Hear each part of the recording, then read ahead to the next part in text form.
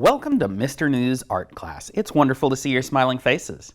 Over the last several lessons, we have talked about various different landscape artists and seen the different types of ideas they had about how to draw different places.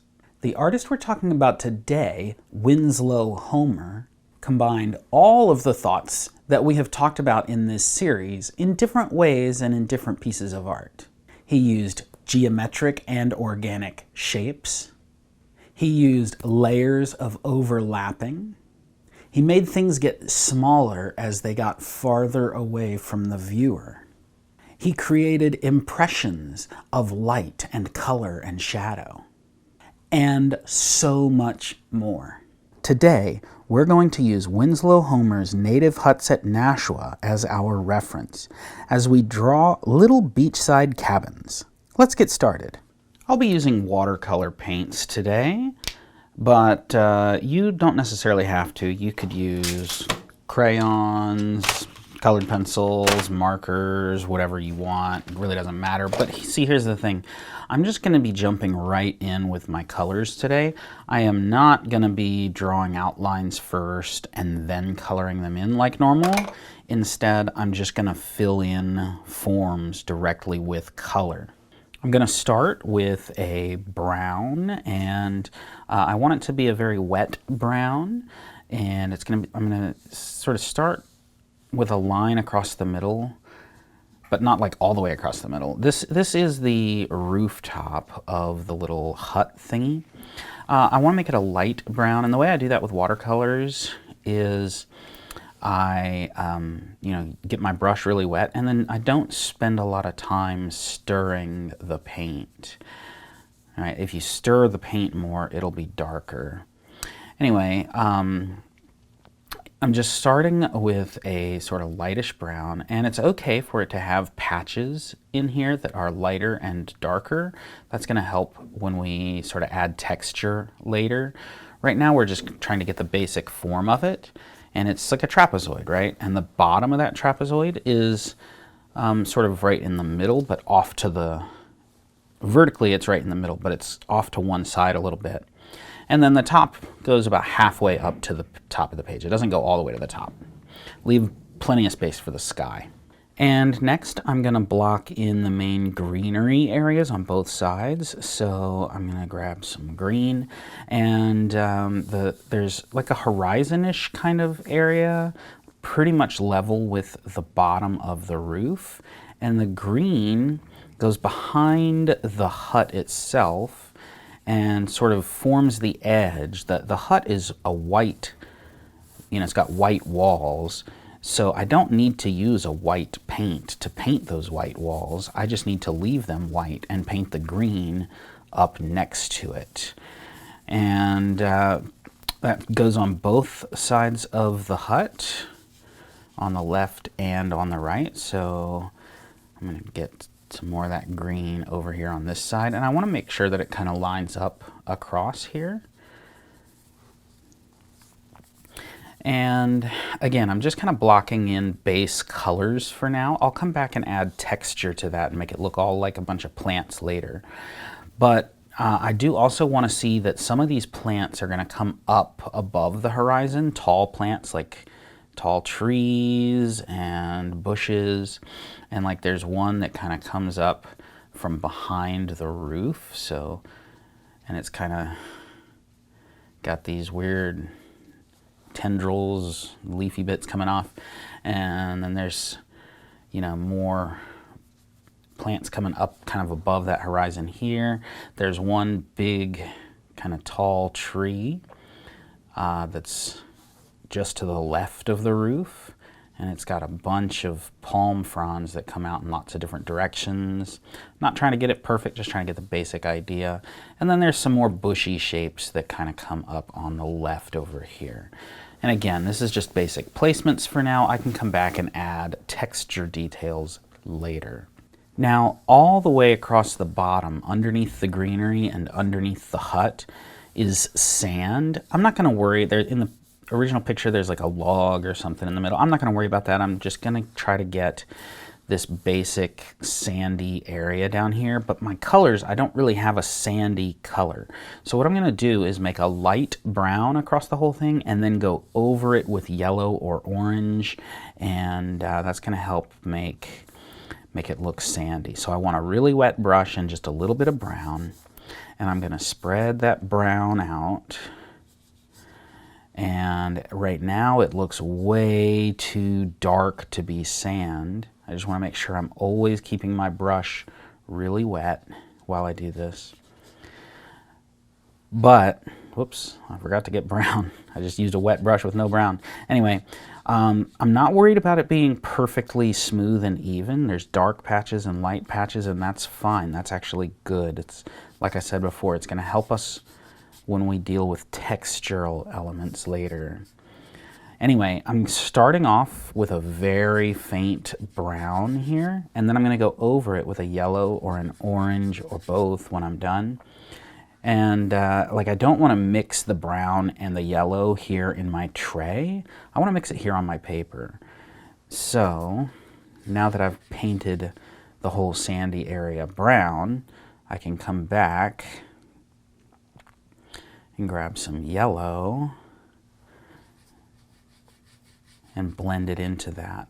And again, I don't want too much of that yellow. I think I might have already overdone it. I can always go back and desaturate it with a little bit more brown later, but that will darken it as well. So I kind of want to build up in light layers. So I'm taking a light yellow and throwing it on top of the brown. And I can build these layers up until it's just right. If I feel like the sand needs to be a little bit warmer, I can add some orange. If it feels too bright, too yellow, I can add more brown to darken it a little. And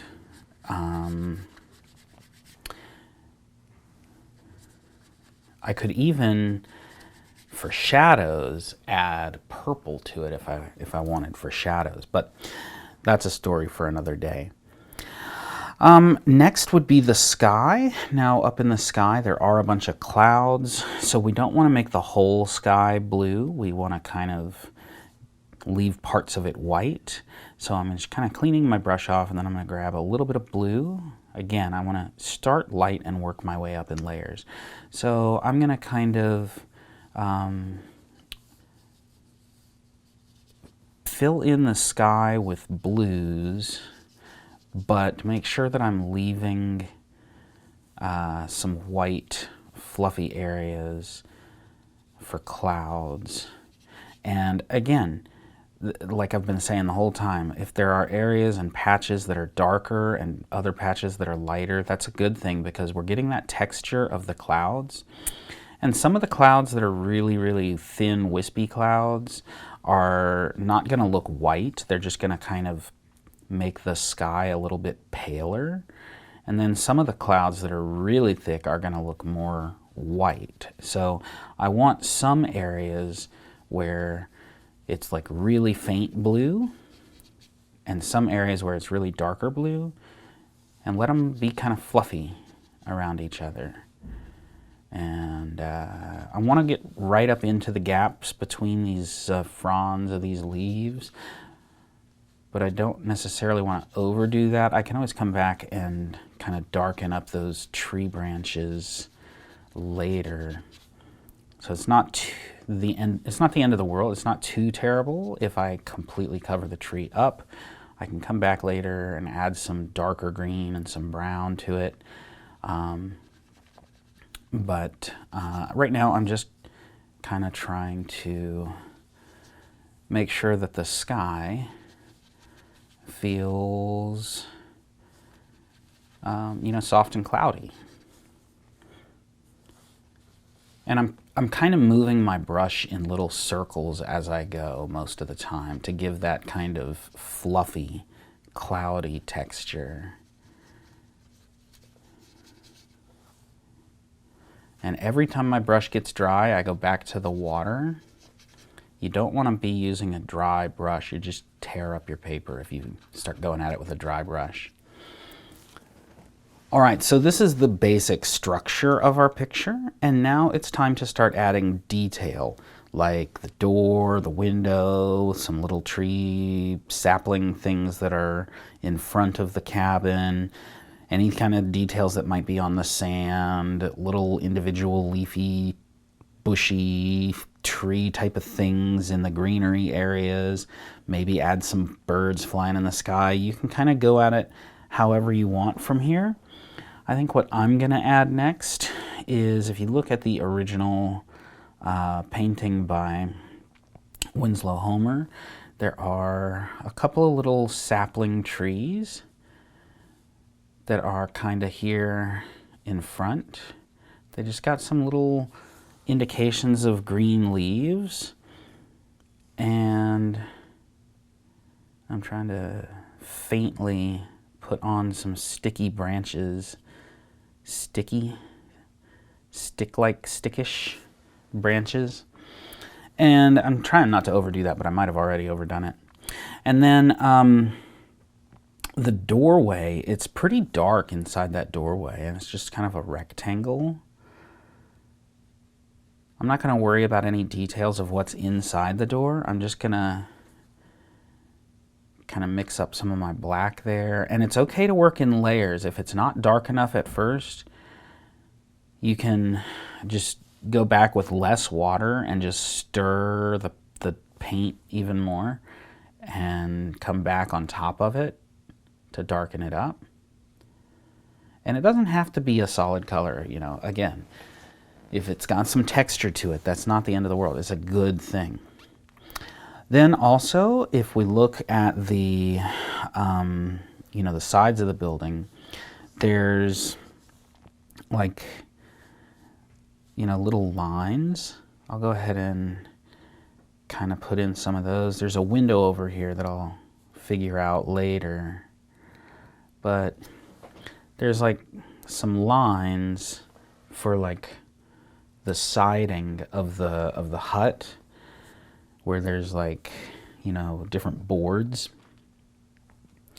Now, if you look at the window in the original picture, it's glass and it kind of reflects the sky. So I'm going to kind of clean off my brush a little bit. And I want a really, really pale blue. So I've got a really wet brush. I'm just going to touch the blue, but I don't want to overdo it. So I'm actually going to kind of let some of that blue some of that water kind of come off on my tray over here. And then I'm just going to kind of fill in that window with that pale blue. And while I've got that on my brush, I'm going to use that also for some of these lines on the side of the hut, instead of a brown for those lines, because it's fainter and it more gives the impression that it's, you know, texture to those boards. Also, there is a sort of shadow underneath the hut, so I'm going to get either a brown or a black, something dark. I think I'll use the black actually. And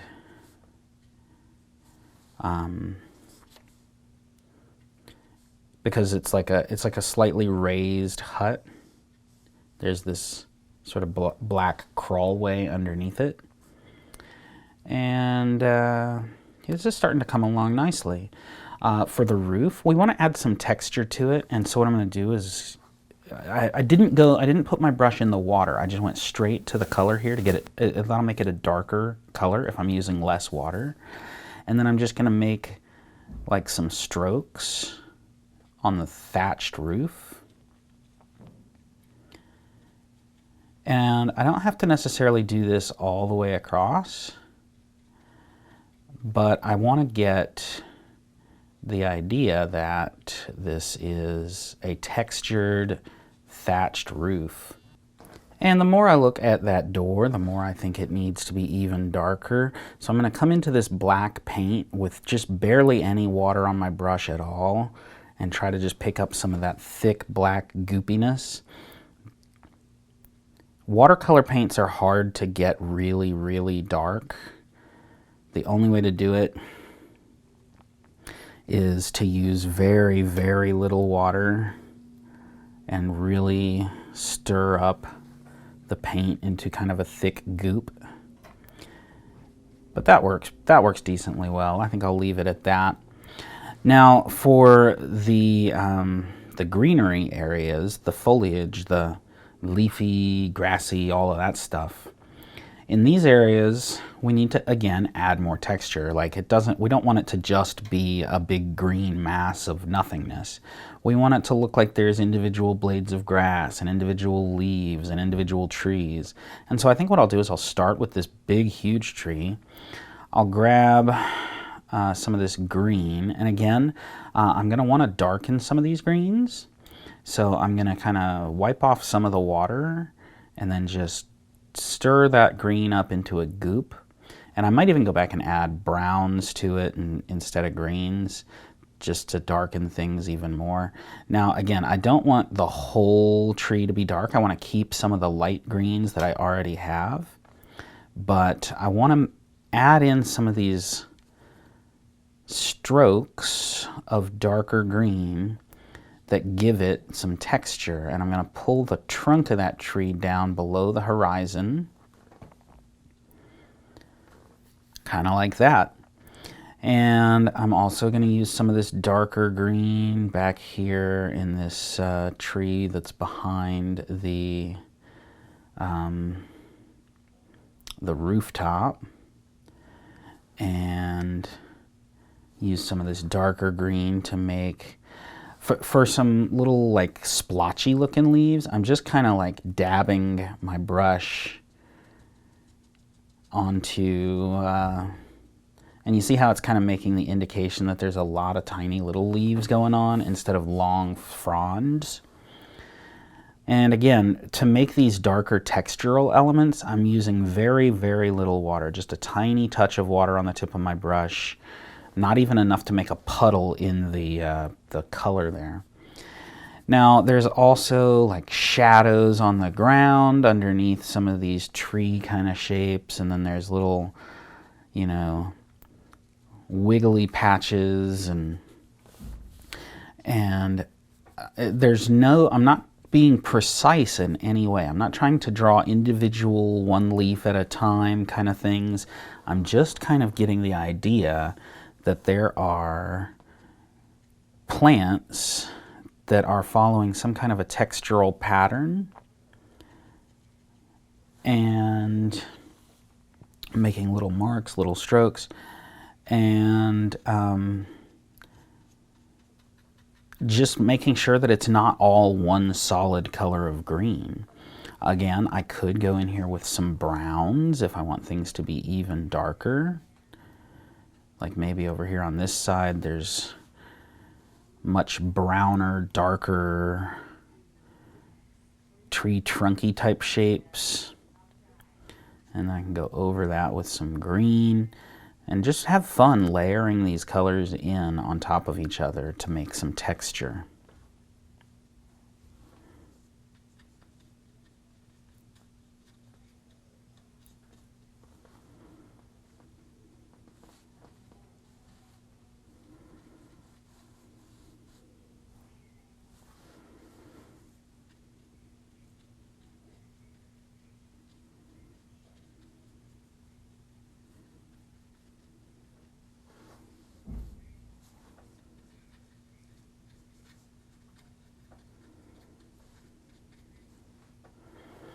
And if some of your greenery overlaps onto the sand, good.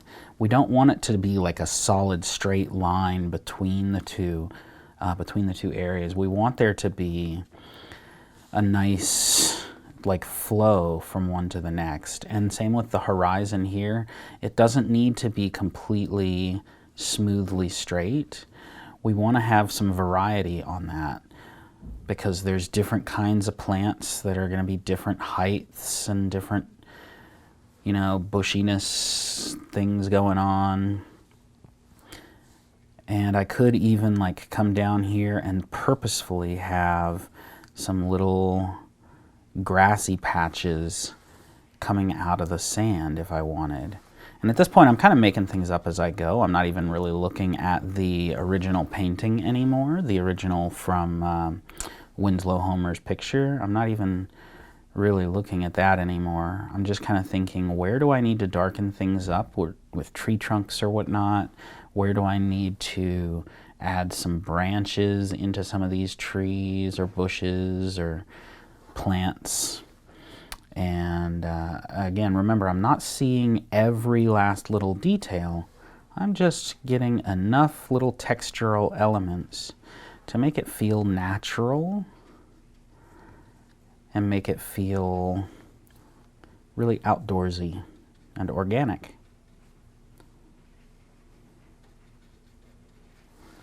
And in the sandy area down here at the bottom, it kind of looks too even, too the same all the way across.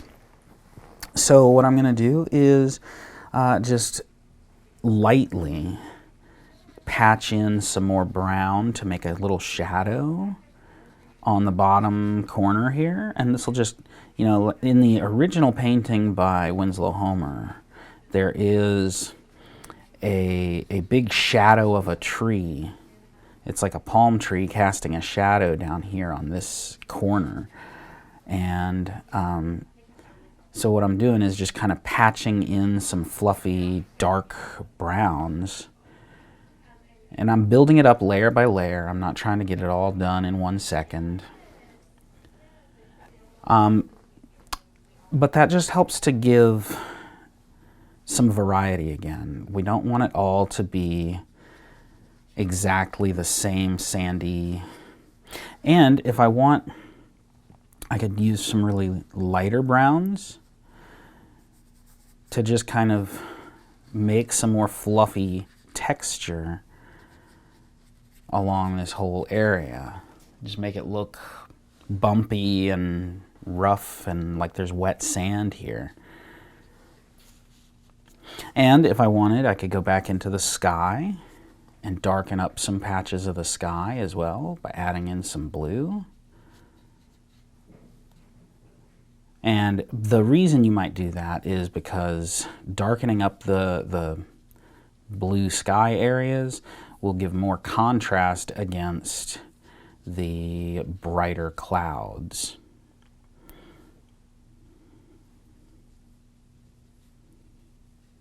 Anyway, play with it, have fun, remember texture, and you've made yourself a little beach hut. In today's lesson, we discussed some more advanced techniques with watercolor paints, and we made our own rendition of Winslow Homer's Native Huts at Nashua. In our next lesson, we will finish our series on how to draw different places by drawing one more beach picture, but in a very different style. I can't wait to see you then.